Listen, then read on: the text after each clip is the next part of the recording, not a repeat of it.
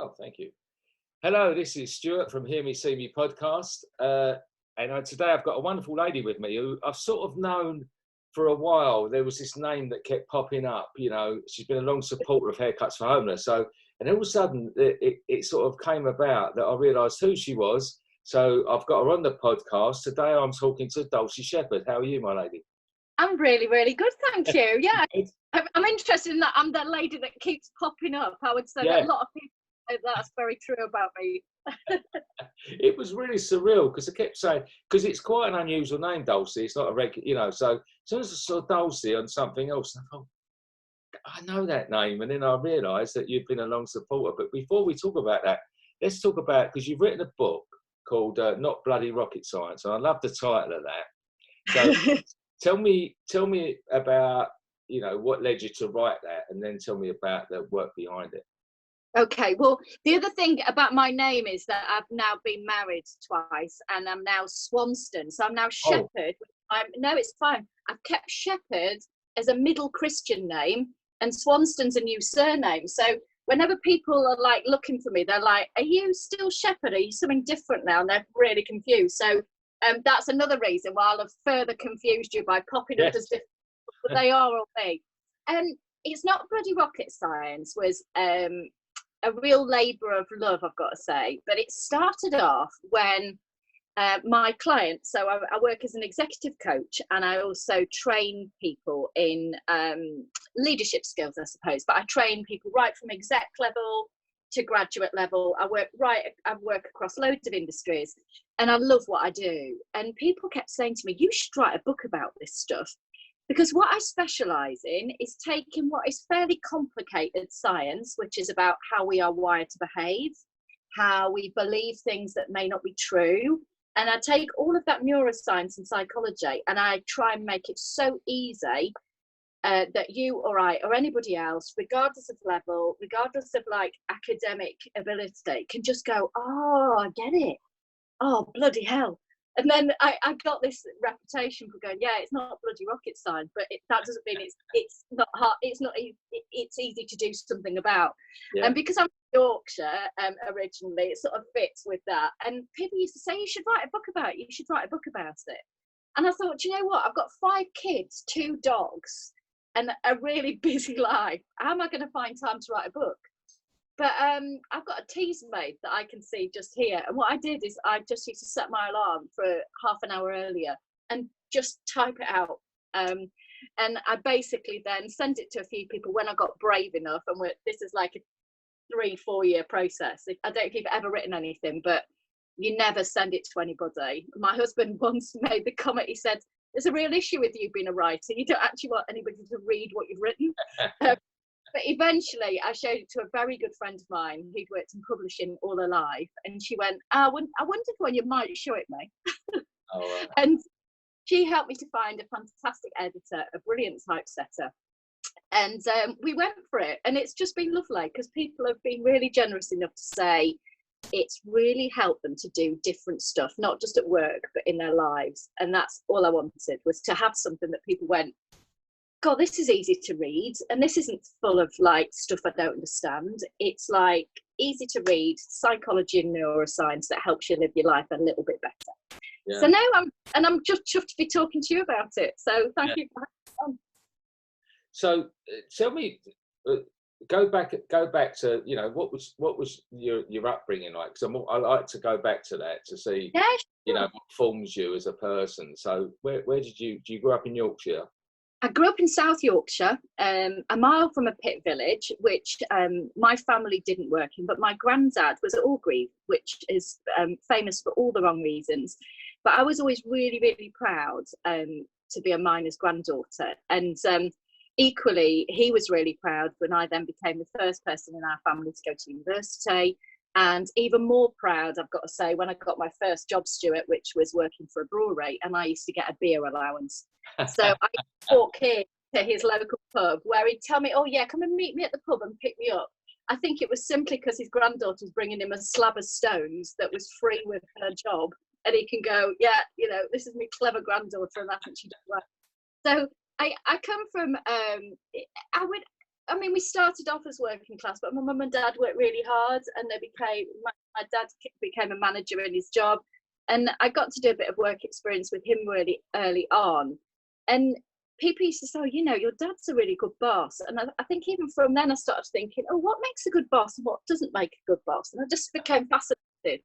I did sociology at school, which was the only slightly left field thing, because our school was one of those that didn't, you know, psychology wasn't even a thing back then, was it? It's like, you know, it was a straightforward school. But I had to do biology because there was nothing else that was on offer I could do. I'd done English and that was my passion. So I grew up with this strange mixture of sociology and thinking about how society worked, biology because it was the only thing I could do at A-level because everything else didn't fit the curriculum, in English. So I sort of became interested in really quite different things, so science and words at the same time. And then it sort of evolved from there, really. I went on to university, went to Newcastle, loved it. But, you know, my heart's still in Yorkshire, although now a little bit of my heart is in Newcastle as well. But I now live in the Midlands. But I think if you're from the north, you never forget your roots, do you? So I kind of go, oh, yeah, I'm from Yorkshire via Newcastle. Yeah, definitely. What? So where did you first then go? Like, what did you do after university? What was you working from there? Oh, I tell people this story, and I tell graduates this story because for a lot of my later career, I had the brilliant job of leading young people. So I was in charge of a really big graduate scheme. I worked for a company called Mitchells and Butlers, which any of your listeners will definitely have been into one of their pubs because they run All Bar One, Toby Carvery, Harvard. Yeah. And when I joined them, they were part of a really big global business called Bass PLC, which again, everybody's heard of Bass. Yeah. At that stage, that had Intercontinental Hotels as part of it. It had Gala Bingo, Coral Betting Shops. So it was a really big organisation. Yeah. And I was lucky enough to be in charge of the graduate scheme at a couple of points. And it's that the best job you'll ever get is like bringing young people in fresh from university and helping them to become leaders. Yeah. And I think that's what enables me to do the job I do now, because they're now CEOs and they remember that I know where all the bodies were buried, and I really helped them out when they were in trouble and when I've made a really big mistake, and I'd go, listen, don't worry, we'll go and sort it. And I think you never forget the person who does that for you, do you? So, but I used to tell them this story that don't do what I did, because I wanted to be an actress, and I went up to the Fringe. And my ambition was to sort of be spotted, to go into something like rep theatre or something. And my dream came true. I got spotted to go and join a rep theatre in London. But what I'd realised was that I didn't want to be an actress, because previously what I'd done was a 3-night performance of something. Yeah, so it's like really brilliant. You like rehearse something and then you go and do it for 3 nights and it's amazing. The play I did at the Fringe, we did for 14 nights. And after like night 5, even though I was trying to like pull something different out of the bag every night at 8 o'clock, the routine for me of saying the same thing every night for 2 weeks just wasn't me. And, you know, I don't know how many people have that revelation before they go and try really hard to be an actress. But I was really lucky, because I could have spent my whole life trying to be an actress. So I went back to mum and dad and said, listen, acting's not what I want to do anymore, actually. So I'm thinking I'll be a teacher. And they went, well, you best have some money saved up, because there's no like extra cash for another year at uni, so you might need to find a job. It's like, oh, right, okay, no problem. So I went to look for jobs, and by that stage, all the closing dates had gone. Yeah. And I was like, well, what do I know something about? And I thought, I know about pubs. Yeah. So I thought, you know, I know about acting and I know about pubs. So I applied to Bass PLC, as they were, for their pubs bit, not because I'd done extensive research, not because I'd thought really deeply about what I wanted to do when I grew up, but because their closing date hadn't gone. And I had a brilliant interview with a guy who was a really senior exec at Tango at my last stage interview. And I came out, do you remember when Tango did the exploding oranges? Yeah. Got a tie on. And kind of my claim to fame is that I didn't think I'd come out of the interview with the job, but I did come out with his tie, because I was like, we were just talking about football and how cool his tie was. And I look back now, Stuart, and honestly, I think, oh my goodness, you were so naive. But I guess that somebody in that business must have just seen something about my personality or my drive or my energy that made me think she's as far away from the finished article as it's possible to be, that she's got something. And I was just lucky enough to have a number of people in my career after that who helped me to tame the excesses that you have when you're exuberant and as energetic as I am, to help me out of some of those pits that you fall in when you don't get it right and you've got really good intention and still failed, and just gave me some great feedback along the way about, actually, you need to stop your face doing that when somebody disagrees with you. So, you know, a bit of political savvy. I've got one of those faces. Yeah, well, mine's quite good now, and I've also become good at poker as a result of having quite a good poker face. But yeah, I've got to say, the first bit was really lucky, but then I'm a big believer in you make your own luck after that. And you know, but I always said to graduates when I helped them in their first years, I hope none of you came to us through the same route as me, which is like, oh, quick, I best get a job, and their closing date has gone, so they'll do. But don't you think that nowadays that I mean, I remember similar things myself from that time, that you did sort of manage to fall into these things. You did manage to scrape through, but it's a different world now, isn't it? So, you know, they have to be really prepared. They have to be focused. Totally. Yeah, and Totally. you know, I don't think them sort of things happen so much nowadays. Do you? I don't, and we've got 5 teenagers between me and my husband, so it's a really busy household. And I've got to say, I felt for them more than I felt for myself during the pandemic, and about what's coming next for them, because it's a really different world out there. You can't do what we probably did, which was go and get a job, work hard, and buy a house. And I know we'll come on to homeless and issues later, but you know, that idea that if you work really hard for a couple of years, you could put a deposit down in a house just isn't true for them anymore. No. And so their expectations of what they want from work has changed as a result. They no longer see it as transactional. Well, I'll do this and you'll give me this, and therefore I can have this. It's much more now about an organisation meeting their desire to grow themselves. They want a sense of belonging with an employer. And all that sort of stuff was kind of important when I first started work, but a lot less. It was much more like, oh, okay, so if I do this, you'll give me this, and I can see progression.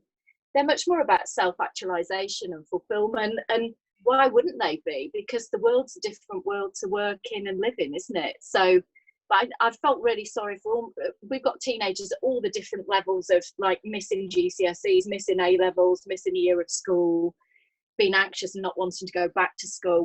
We've kind of seen a really broad range just in our family, and I've really felt for them. I've got to say, you know, I think as grown-ups we've just muddled through, haven't we? For them, it's been, you know, they've had half their life just, you know, the point in their life where they're not supposed to be with their parents and their parents are not supposed to know what they're doing. They're in your house and, you know, on their phone, seeing their, you know, watching their every heart. Well, we've got that in common because I've got 5 children and I've got 4 grandchildren. So, you know, mine sound a little bit older than yours, but like our youngest, you know, she was so devoted to musical theatre. Now, she you know, she had that little taste early on. She was on in Oliver on the West End. Oh wow! Yeah, quite a long time, and then that was at a young age, and then she just, when that was what she wanted to do, you know, and then she done the 3 years at college. And just as she came out was just before lockdown. So then there was nothing. And unfortunately now she's just lost her hunger for it. And I understand it. I don't see it as quick. I can understand why. Because it's just starting to emerge now, but you've got her year and the year after has sort of been left behind, because the year that's coming out now are going into an industry that's opening up again. You know, so there's this missing 2 years, you know, because it was devastating to the theatre, you know, industry. You know, and my other daughter, she's just finished uni, and luckily enough, we went this week to see her graduate, but that was from last year. So, and it was delayed, but then even that was not quite the same. Everyone's in masks on the stage, and they couldn't do the together, and you know, it just, you do feel for them, because I feel like there's a whole generation there that it's going to be interesting to look back on in a few years, isn't it? You know, like what they're going to say in 20 years' time about, oh, well, when I was young, you know, the world stopped. What I've tried to help mine with about recruitment is that any good company will be looking at their CV with that in mind. And for me, stories about resilience. So I try and encourage my kids as much as, I mean, you'll know full well that they won't take one single piece of advice from you. So, you know, you're wasting your breath. But I'm kind of thinking somebody else picks it up and tells them, and then they go, oh yeah, no, this, you want to hear what such and such has told me, Mum, and you go, brilliant. So pleased. That's a great bit of advice, forgetting of course that I told them the same piece of advice, you know, 6 months ago. But accepting that, I try and help them to understand that what's going to set them aside a bit at the minute is people will say, well, what did you do in lockdown? And like, well, what did you do? What did you do? And not just what did you achieve, because that's not what it's about for lots of people. How did you survive? How did you keep yourself you know, reasonably sane? How did you keep in touch with your friends? How did you try and be kind to people?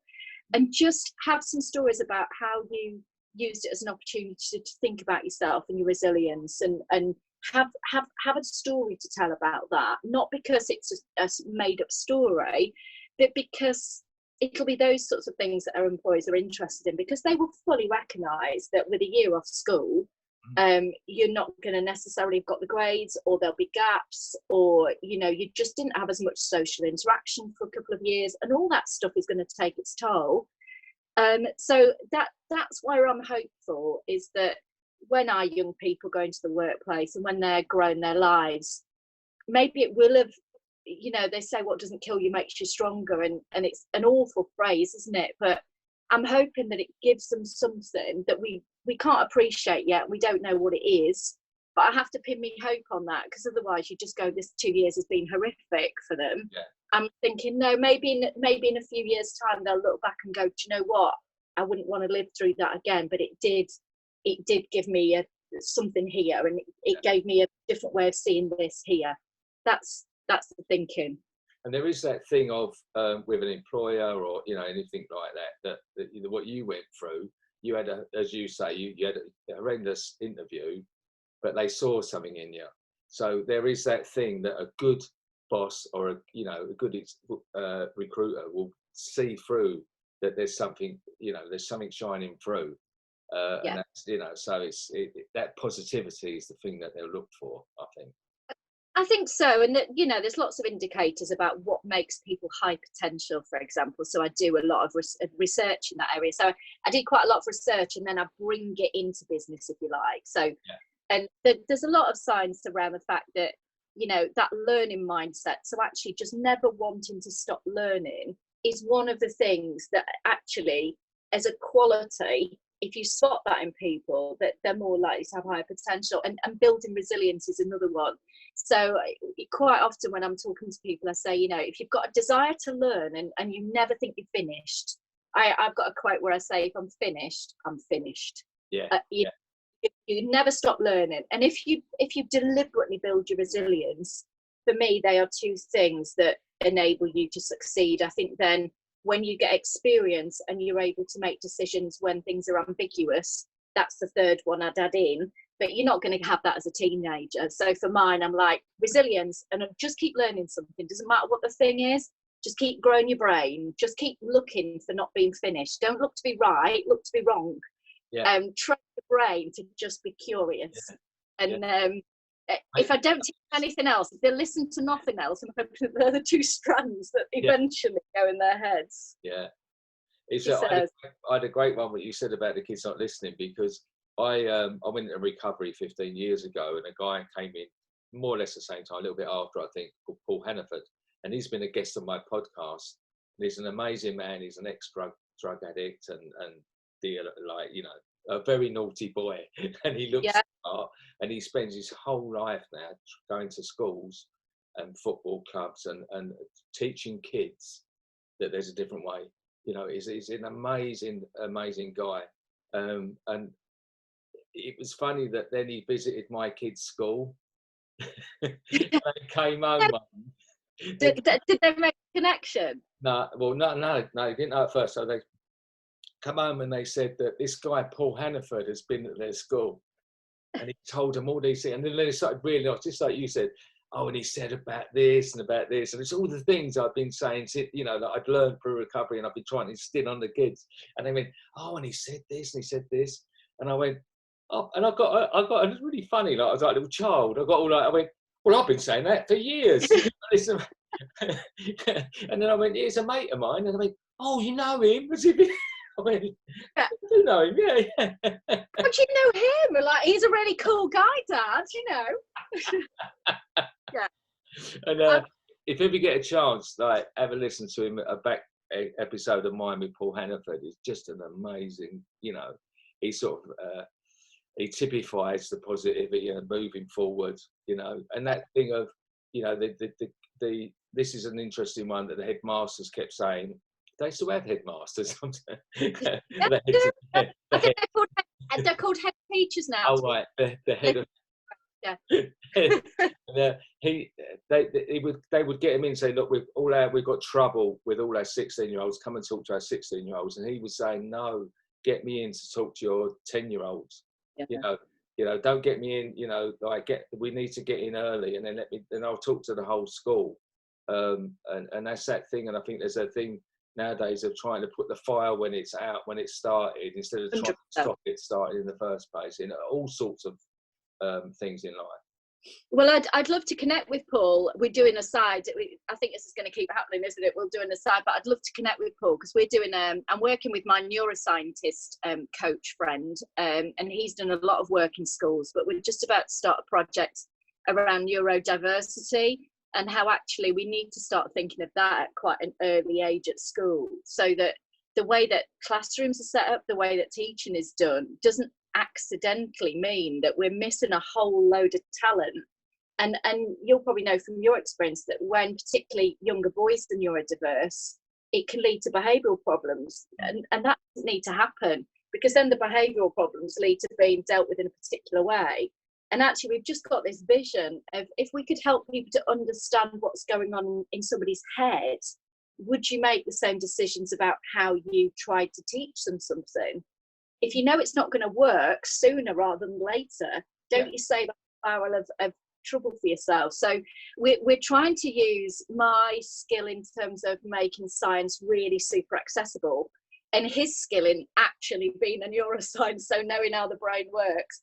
And we're working with a number of neurodiverse leaders, so that actually we're bringing all of those things together to try and do something. It sounds as though Paul might have some really interesting experiences that, you know, different field, but really interesting to bring into them. So I'll definitely go and listen back, but I wonder if you'd be kind to introduce us. It might be that we can help each other out. Yeah, I will. Yeah, most definitely. Because I find it, I think, because I'm so lazy. I hadn't really, you know, like really in-depth research what you do, but because I'm too lazy for that. But I did see what it was, and I did understand. But the thing of the neuroscience really intrigues me, because there's a company in my industry called The Fantastic Hairdresser, and run by Alan Smith, and he's been doing this for years, and he's a really forward-thinking person. He's been, you know, doing this for a long time. And some time back, they were looking for coaches, and I actually was one of their first ones, and I learned all about that. And we had a guy called Ian Banyard come on board, and he taught us all about neuroscience. And, you know, it was fascinating. And me coming from the other end, I didn't end up pursuing it as a career, but I've found all of the training so valuable in my work with recovery. Because what we do, you know, learning about how the brain works, learning about, you know, how thoughts are things, and neural pathways and breaking those. And, you know, like when you leave it to people who are in recovery or needing recovery, you know, it's just a fascinating thing, you know, and it's really helped me with when I'm doing my other work, which is with people with alcoholism and drug addiction. Well, as you well know, there's something in the brain that says you can't tell somebody to stop doing something. If you say don't have a drink, you're basically going drink, because your brain doesn't pay attention to the don't bit. You've basically highlighted the drink, and then that's all you can think about. And what me and the neuroscientist, he's called Dr. Ian Price. I shouldn't keep calling him the neuroscientist, although, you know, when I first met him, I wrote a children's version of my book, which is how I met Ian, by the way. And the publisher asked for it to be going critically assessed by a neuroscientist and a psychologist. Can you imagine what that did to my imposter syndrome when a proper neuroscientist was asked to read it? But it turned out that Ian absolutely loved it, and he got in touch, and we set up the 52 Project together. And the 52 Project is all about habits, and because in lockdown, what people probably don't appreciate, they appreciate a lot of the like restrictions, and they get that, but they're like, oh, why do I now feel so unmotivated to do things? Or, you know, why can't I get into like good habits when I've got all this time on my hands? And the answer is found in science, that we've got different chemicals in our body at really simplistic level, and what lockdown has done to us is suppressed some of the chemicals that we need to feel motivated and to feel happy. And it's simply about, for example, oxytocin we get from physical contact with people, from hugging.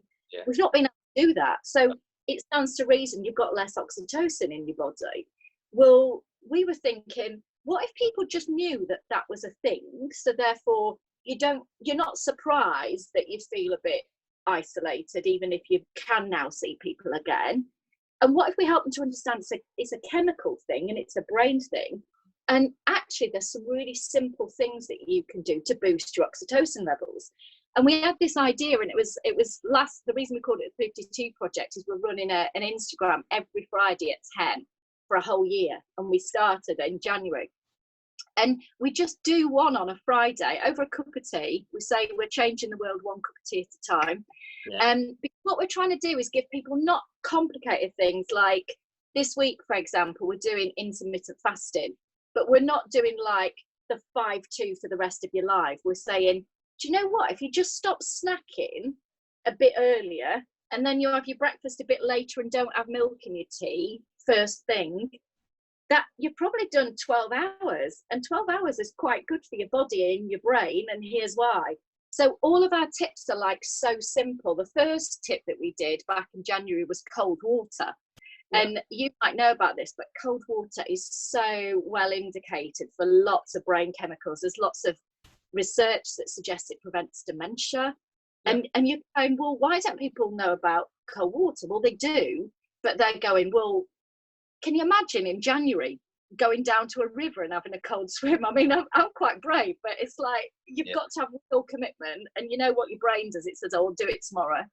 Well, what we researched was that 30 seconds in a cold shower after your hot one gives you nearly as much benefit. So we're like, well, why don't we just tell everybody about the cold shower thing? Because that's 30 seconds, and there's just pictures of us like doing that with our own showers, so that you can't possibly, you know, because you'll tell yourself, oh, not today, it's a bit cold outside, and it's all your brain lying to you, as you know from your neuroscience.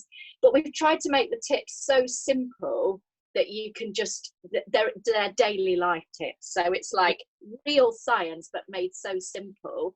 And we help people to understand why, even if it's simple, you're not a loser if you don't want to do it. You're just a human being who's got really good wiring at making excuses for you to not get round to the things that would do you good. And I think once you understand that science, as you say, in your head, you can use it for all sorts of things, can't you? So you've been using it for addiction. I use it for leadership development. I use it for growing talent. And you know what? I've coached all over the world in lockdown, Stuart. It's been such a privilege. I've had clients in China, India, senior leaders, and I use the same science with those senior leaders globally than I do with my kids and my godchildren and, you know, my friends. because we're all human beings, aren't we? And I think sometimes we make too much of the differences between us. Yeah. And fundamentally, we've got the same, you know, everybody's got different wiring, different neurons. We've got billions of them. Yeah. But people got the same thing between their ears. Yeah. And we're not different, is the conclusion that I came to over lockdown, having thought that I was going to, you know, have very different experiences by coaching people globally in a pandemic. No, same stuff. Right, I'm really sorry. I've got. Right, well, here we go again. Brief interlude. Life happens. Yeah, so you were telling me about the 52 project. So we started it, as I said, in last January, but we had a bit of an idea that the last thing we wanted was for people to feel guilty about not doing one of the tips. So yeah, we can tell you that having a 30-second cold shower is good for you, but the last thing we wanted is for people to feel guilty, because then that guilt lowers your chemicals again. So you don't feel your serotonin. If you're feeling bad about yourself, you're already low on them, and we didn't want to make the problem worse. So we thought, I'll tell you what we'll do. We'll have a pass option. So we thought we'll have a play option. So you're like, oh, you give it a go. We have a pass option that you can go, well, it's not for me, but I'll give that one to a friend because that's a really good idea for them. Or we'll have a guilt-free pay option. So if you just go, Dulcie and Ian, there is no way I'm turning my shower to cold for 30 seconds. No chance. We want that to be guilt-free. So we said, for every tip that you don't want to do, why don't you give us £1 and we'll give it to the Big Issue Foundation. Brilliant. So we've got play, pass, pay. Brilliant. And what's the downside at the minute is people have tried most of the tips, so we've not raised as much money as we wanted to. So we've just been rallying around people now and saying, listen, we're now on tip 27. Are you sure you've tried them all, or do you owe us a bit of cash? Yeah. So at the halfway stage, we've gone back and just reminded people. But we're just saying, just give us £1 for each tip you don't want to try, because we know that people are really strapped for cash at the minute. But it's just a bit of fun if you can give us £1. It feels a bit less like, a big donation. So we're just kind of, you know, sending the bucket round now. But we thought it's a lovely way to just give something back, but also crucially make it guilt-free, because then you feel good about giving the £1 and you don't feel bad doing the cold shower. Yeah. And yes, and I found a Big Issue Foundation for a while. I did a project for them in lockdown. I created a set of playing cards. Basically, I am rubbish at history. So, you know, when you're doing a quiz and like history comes up and people think I'm good at English, I'll be good at history, because it's like old books, yeah? And I've got this massive gap in my knowledge that I've got no idea who the king or queen was when Shakespeare was on the throne. So what I said I was going to do in lockdown was like, you know, in your history classroom, do you ever remember them? They had the stuff around the walls. Yeah. And I said to my husband and the kids, I said, I'm going to do a version of that while we're locked down. What I'm going to do is like write all the years since like maybe 1300 round the lounge wall. And I'm going to put Post-its up. And I'm going to start with Post-its of my favourite books, because then I'll be able to remember when they were actually written. Because there's something about my head, Stuart. I can't remember numbers very well in the right order. I'm brilliant with words, but I can't remember numbers very well. So I thought, if I've got Post-its up, I'll be able to visually see when Jane Austen wrote Emma and when George Orwell wrote Animal Farm, and I'll remember. And then I'll put which king or queen was up in a different colour Post-it, and then I'll put which historic events were happening. And I was getting so excited about my like Post-its, and my kids were going, so you're going to turn our lounge into a history classroom with loads of Post-its? I'm like, yeah, it'd be such fun. And they're like going, we hate living with you. You're just mad. and I was going, it'll be fine. And the kids then started talking about they were just going to get the ladders out and they were going to take my Post-its down. And my husband, who's 6'2" to my like 5'2" and a bit, just said, kids, don't worry, I'll be able to reach. And I was like really cross, because I thought this was a really cool idea. And it was around Mother's Day, and I was looking for a set of playing cards for them to buy me, because I really like playing cards. And I thought, oh, we might play cards in lockdown, similar to you. We'll order the telly. Couldn't find a set of playing cards I like, so I thought I'd really like to have something that's quite beautiful. And, you know, maybe I was looking, maybe I could get ones with artwork from the back or something. Then I suddenly had an idea. I'll bodge those ideas together. So I came up with a set of playing cards where the hearts are literary authors. So it goes from Chaucer right through to George Orwell. And if you're therefore collecting a run, you get to know that Shakespeare, you know, was kind of who came before and after, because he's the three. Does that make sense? Yeah. I thought that was quite good.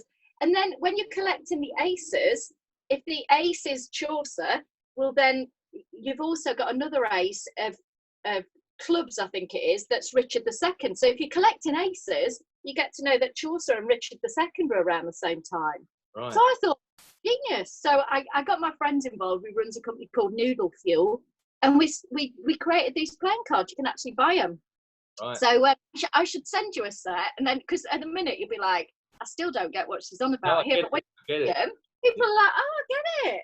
Yeah. And every pound we raise, we would send £1 to the Big Issue Foundation. So again, I've done something else in lockdown, so they were front of mind for me. So I've supported them for a long time, as well as Haircuts for Homeless. So they were my crazy lockdown projects.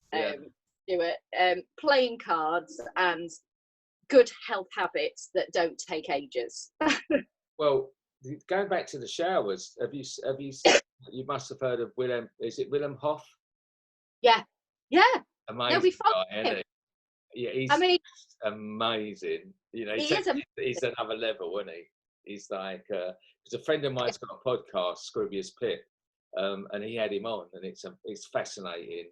Oh, you'll have to send me that one. I love him and follow him on Insta. Yeah. But he's a dream, isn't he? And we don't all live in that beautiful place where you can just river.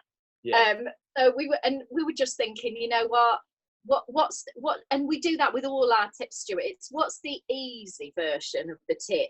Yeah. So as opposed to like extreme one, what's the everyday one that me or you could go?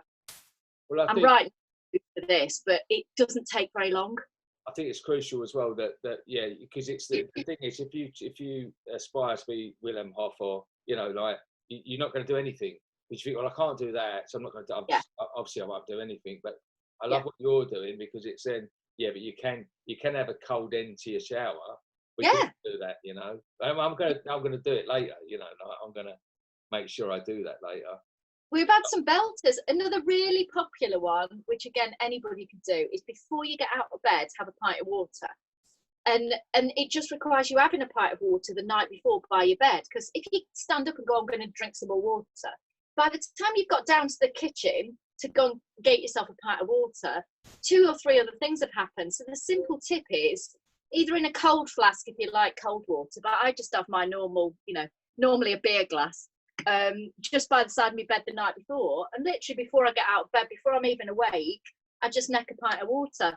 And it's so easy to do, but there's some amazing science about how a lack of water, so being dehydrated, just affects your capacity to think, and it affects your capacity to think before you get thirsty.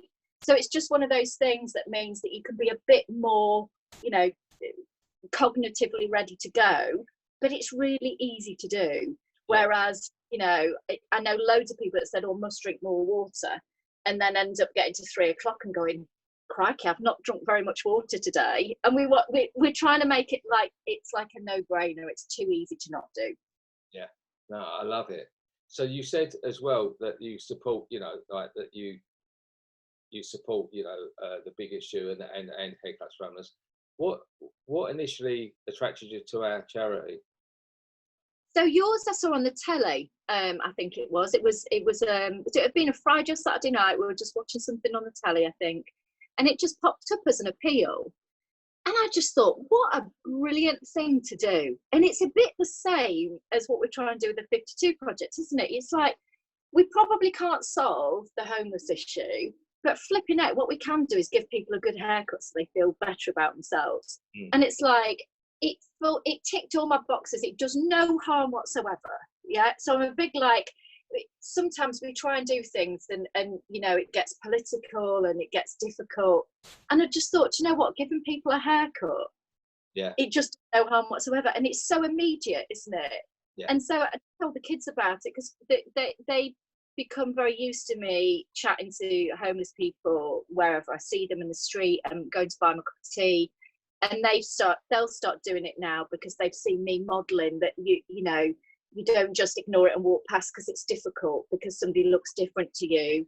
This is a person like me or you, and they're more like me or you than you can possibly imagine. They're not an other. No. And I've tried to model that. So when I told the kids about it, they were like, that's really cool. And we were just straight away, we were just like, let's sign up for that, because it's just like really easy. And you send a lovely email every month. And again, it's one of those that pops in. And although it says the same thing, I always think, I'm just so pleased I do that. It's just such an easy thing to do, to give somebody a haircut every month, isn't it? And that's how I feel. I don't send you £1 million. I send you enough for a haircut. But I just feel really good that every month I pay for somebody who's homeless to have a haircut. It's what's not to like. We have got people like yourself who have, because that was 2019 that advert went out. Yeah. And you know, that still help us from that point. And it's like you said, with the pound thing, you know, sometimes, you know, more important than the big donation is a smaller donation on a regular basis, because small charities like ours are all, and specific, especially since the pandemic, are all struggling for funding, you know. So it makes a massive difference that you've got that you know, that amount coming in. And I am due to change. I must remember, you've reminded me to change the email, because every now and then we need to change it. And I've got my sister, I'll say to her when I speak to her next, got to change the email. But yeah, it's that it's really appreciated, you know, like, and the thing is, everyone who does it, like the volunteers, the team leaders, everyone's got a passion for it, and we all, we don't never reluctantly give our time to do it, because it's just such a rewarding thing. Because you meet, and as you said, some of the people we meet are just they are us. They're us, but they've got different circumstances. I mean, the big issue put on there, I think it was yesterday, I put out, there's a family going homeless every 3.5 hours now in the UK, which is going to escalate now, because the things that were preventing landlords doing evictions are now being lifted. So there's going to be more and more evictions. People haven't been able to pay rent. They're in, you know, and rents, and the problem we've got as well, rents have gone sky high. So, you know, there's not enough available rental property. The rents have gone sky high. So if a landlord, an unscrupulous landlord, can get someone out that's on a fixed rent, they can then get someone in at higher rent, and this is what's going to happen. And then there isn't the actual places for people to be put, and you will find people slip through the net, and young families will be out there on the street. It's horrific. It's heartbreaking, and I don't know where I got it from. I think it might have been when Sab Cohen-Hatton was on Desert Island Discs, and I'd read her book, and I listened to the Desert Island Discs not long after. And I've got to say, I'm a bit embarrassed, Stuart, that I was one of these people probably 10 years ago that would walk past somebody who was homeless and just chuck a bit of money in a pot and not make eye contact. And I looked back and thought, why did I do that? And again, I go back to the neuroscience and I go, do you know what? It is normal, actually, because they don't look like you. They look other. And therefore I forgave myself for it, but then said, right, you now understand. And this is the thing about neuroscience, isn't it? When you understand something, you then know you've also got a choice. Yeah. So I understood my behaviour that I'd rather not draw attention to, and I feel embarrassed telling you that is what I used to do, but I'm sure that's what lots of people do. But you do have a choice. But I forgave myself because I understood why I'd done it. And then I think when I was listening to the podcast, I was at the Desert Island Discs, I was thinking, well, what can I do instead? Because it feels uncomfortable, because I don't want to say the wrong thing. I don't want to come across as patronising. My intentions are really good, but what can I do? And I think it was on there that you just said, rather than giving somebody the money to go and buy a cup of tea, go and buy them a cup of tea, or ask them if they want a cup of tea, and just bob down at the level they're at. So if they're sat on the floor, bob down so you're at their level. You're not staring down, and just say, you know, hey, you know, do you want a cup of tea? What's your story? And initially I thought it's a bit strange, and will people think that's awful, and will they not want me to tell them their stories? But the stories I've heard, and actually every homeless person who I've approached has been delighted to tell me their story, delighted I've asked. But I've got to say, unless somebody had given me permission to do that and said this will help, I'm still not sure I'd be doing it, because I think a lot of people are really well intentioned, but they don't know quite what to do. And I've heard stories about people who've come over to work, become evicted because their workplace was part of their home as well, lost the job and lost, you know, actually they just made cuts to the workforce and couldn't afford to get home.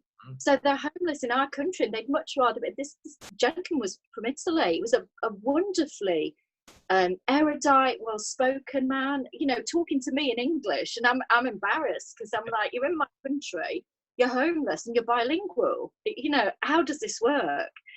And just the stories I hear just make me just even more determined in just that little way, just that day-to-day way, to just do what I can whenever I see somebody. Because I've never had anybody, you know, that fear you have of like, oh, somebody might be aggressive or they might be drunk, and you think they're just perceptions, still say. That has not been my experience. People have been really grateful to have a cup of tea and a chat with somebody who treats them like another human being. And you think, if that's the least I can do, I feel embarrassed I wasn't doing it 10 years ago, so I'm definitely going to do it now. Yeah. I think one of the most moving, I think, over all the years I've been doing it, it's just coming up for 7 years now I've been doing it. And one of the most moving things I ever saw was we was in Slough, and we was at a session, and it was in a room, and there was a guitar in the corner, and some young kid picked it up and was trying to play with it. And then a guy came over, he could speak no English, very quiet guy. And he said, he was sort of saying, I'll show you. Picked it up, and he was just the amazing guitar player you could ever imagine. He was playing the Spanish guitar, and he was doing some rock, and he was doing all these things, and everyone just stopped, you know, and everyone started to listen. It's making all the hairs on my arm stand up. Yeah. Yeah. It was the most beautiful moment, you know, and I just thought, this talent, this human being with all this talent is hidden away here, and no one knows here, you know, and that you know, that would be with me for the rest of my life, that moment. Yeah. I think, do you think as well, just telling the stories, because I'm a big believer in storytellers. I use it a lot in my training business, telling stories and giving people permission to do things. That's, you know, telling stories is really important, because we're human beings, we're social creatures, we like stories. And that's why I keep repeating the stories. And it's why I really encourage other friends. I just say, you know, if you just buy somebody a cup of tea, just this week, just do that one thing. And honestly, it makes you feel really good. We've just done random acts of kindness, although we said they should be mindful acts of kindness on the 52 project. And we suggested that as one of the things you could do, because it's what, £3, but how good you feel afterwards. But you made somebody else feel good, and you're a bit like, well, it's a bit like there's no lose here. This is like a really nice thing to have done. You feel good about yourself. You've probably made somebody's day because they've had some human contact. I remember hearing somebody talk about their experience of being on the streets, and they just said the worst thing was being invisible. I used to go days and weeks with nobody speaking to me because I was different, and I just felt sick. I thought, I've been one of those people that's given somebody £2, but not given them £2 and gone, hey, you all right? And even if I can't stop now, because I am quite a late person, I have been known to be late for a train, I will literally at least go, I'm so sorry I can't stop, but, you know, I hope you have a lovely day, or, you know, I hope this makes a difference. So it's that I don't just run and pretend I've not seen, because I'm conscious it's that invisibility that is the worst. It was the worst thing for this person. And, you know, you think, you can see how that would be true. We can cope with lots of things as human beings, can't we? But being invisible, I'm imagining, is one of the most difficult. We've had a little bit of flack over the years, and I do understand where it's coming from, where they say about that we're exploiting people because you can see the images behind me, you know, like they, you know, saying that you should be taking images, you shouldn't be, you know, exploiting. But what I remind people of is that we're very fastidious about getting people's permission. Yeah, You know, yeah. we have, you know, we make sure we sit down, and my sister does a lot of the stuff at the beginning, and, you know, are you sure you're okay? It's going to go on our social media and that, and they jump at the chance. And recently we've had a top photographer, Jack Eames, who's been coming along, and they're thinking of making a table book for the charity. Oh, And it yeah. started off like, because, and there's Lee Keats, the session stylist as well, and he's really good at picking up the little words and stories. So we're putting it together at the moment, and it started off with lots of pictures of like us working, but it's evolved into more pictures of the people themselves. There's a few of us working, but more of the portraits of the people. And we've gone to places, and he's set up his backdrop, and I've thought no one would want it. You know, I thought they'd be private, there wouldn't be, you know, so many have jumped at the chance. So many have, you know, and we had a session in Peterborough where we worked with street working girls, right? And I just said to him, look, come along, but I don't think anyone would want a picture taken. They nearly all wanted their picture done. They all wanted, and it started off, they've got a very hard exterior, these girls at the time, you know, because it was a very hard life. But they turned back into young girls. It turned into like a hen party or a pre-drinks party, you know, like, and they was having their hair done, and we had some products to give them, and then getting the photo done, you know, and but then he captures the real essence of the people, and it makes them humans, that you're seeing a human being, you know. We're hoping to do, you know, like get that together before the end of the year, but I will. Well, let us know, because I'd love to if you're going to have corporate sponsors, for example, I'd love to join in somehow and maybe spread the word. Yeah. That would. I think it's a lovely idea, and I think, do you know what? Sometimes people are quite critical, aren't they, about things, because and again, that's normal. We have a negativity bias in our heads, and we look at things and we go, oh, that's not right, and we've made a judgment, and then we just build up evidence for what we believe to be true. And I think hopefully what you've done just there is just explain why, even if people might have that perception, it's not actually true, because we can get really drawn into like jumping to conclusions or making judgments about things. Yeah. And I think sometimes you do have to go, well, this is not exclusive. This is about helping people to feel like an individual who matters. And actually having your picture taken when you've had a haircut is an indication that you matter to someone, isn't it? Yeah. And actually, if that's how the recipient feels, that's the only thing that matters. It's the only thing that concerns me. It's the only thing that concerns me, you know. Is them. It's what they feel, what they want. To be honest, if the majority said no, I don't want it done, we wouldn't even take photographs. You know, that they're great for sending the message out, but if no one wanted it done, we wouldn't do it. So there's the evidence of how many, you know, we've got lots and lots go on, and there's some that don't even get on there, you know, so the majority really want to be seen. And if you're invisible, you want to be seen. 100%. And I'm a big fan of evidence. Whenever I'm working with senior leaders or I've got a tricky business problem, I'm like, let me share some evidence that will make it really hard for you to hang on to that view. And I think what you've just done then is going, okay, here's the evidence. Yeah. And really, and people will, because we are wired to still look for evidence why our previous version of the truth is real, not our evidence version. But I think the better your evidence, the better your chances of rewiring somebody's perception. So I'm hopefully that'll happen for you. Well, Dulcie, we can't end it here. What I'm going to have to do is later in the year, we're going to have a part 2, because I'd love to. I found the whole thing fascinating. Maybe we'll talk a bit more about the book. We might have a bit more sort of to talk about with that side of things. You can tell me a bit more what's going on with the 52 projects and other things, because there's, you know, the time's flown by. I don't know what time we're on. Yeah, we're hitting the hour. Looking for an hour. So what we'll do, we definitely have a part 2, you know, towards the end of the year, if you're up for that.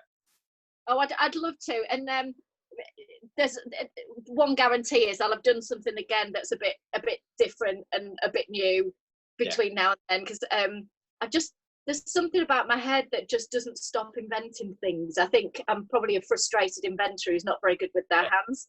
So it's like stuff I can do with my head. So yeah, and just honestly, let me know if there's anything that we can do to support your work. So I just go back to what I said. It's a lovely charity because it does no harm, and you feel like you're giving somebody something. So you'll probably have my haircut forever, and I'll just hope it encourages other people, because that ongoing support is really important, isn't it? 'Cause it's like, if you're a business, which charities are, and people miss this, you need to be able to budget, don't you?